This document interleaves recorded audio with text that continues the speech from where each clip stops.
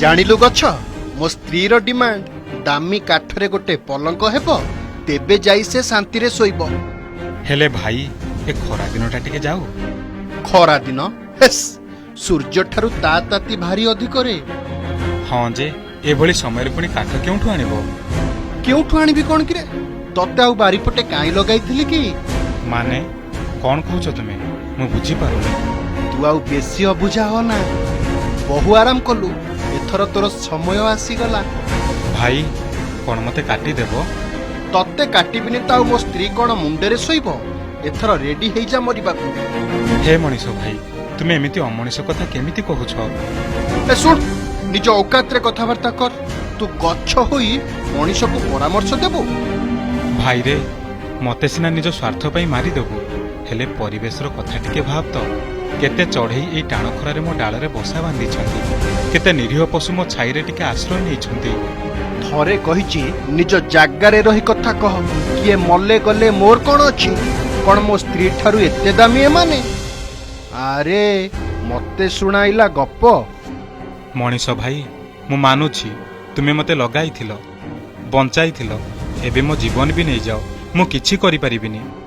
मो रक्त देखि तुमे खुशी हुओ मु चाहिले भी किछि करि परिबिनी। किंतु भाई ए निष्पाप गछर अभिशाप पड़िबो निश्चय। मो लुहर परिणाम भोगिबो दिने। तू आउ धमक देखानी रे। एबे एसी आसी गलानी तो उपस्थिति किछि दरकार नाही। तो मल्ला गंडी उपरे स्वामी स्त्री बसी मजा नेबू।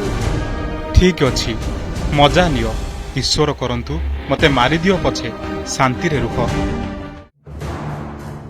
आकाश रे वर्षा नहीं पवन भी नहीं। सकाळ 8टा सुधा 44 डिग्री तापमात्रा। घरु बाहरी हेउनी घरे पसी भी हेउनी। टीवी खबर कागज सबुथिरे घन घन ब्रेकिंग।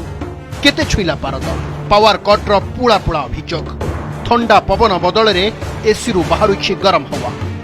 ओह कि गरम ए गछ अरे टिके पवन दे रे नहले बंची हेबनी।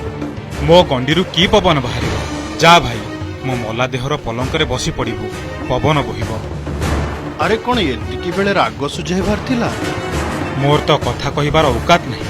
मु की राग सुझाइबी? केवल मु नुहे जहा देखुची पशु पक्षी समस्ते कलबल। भाई मु भी सेदिन एमान को कथा कहूली हेले उपदेश देबाकू मु किए? मोर भूल होई जाइछि रे भूल होई जाइछि। तार फल मु निजे भोगुछि। एबे तो किछि बाट देखा। भाई बाट केवल गोटाए बंचिबाकू हेले वृक्ष लगाओ नहले तुम पिलापिली पिठीरे ऑक्सीजन सिलिंडर धरी स्कूल जिबे।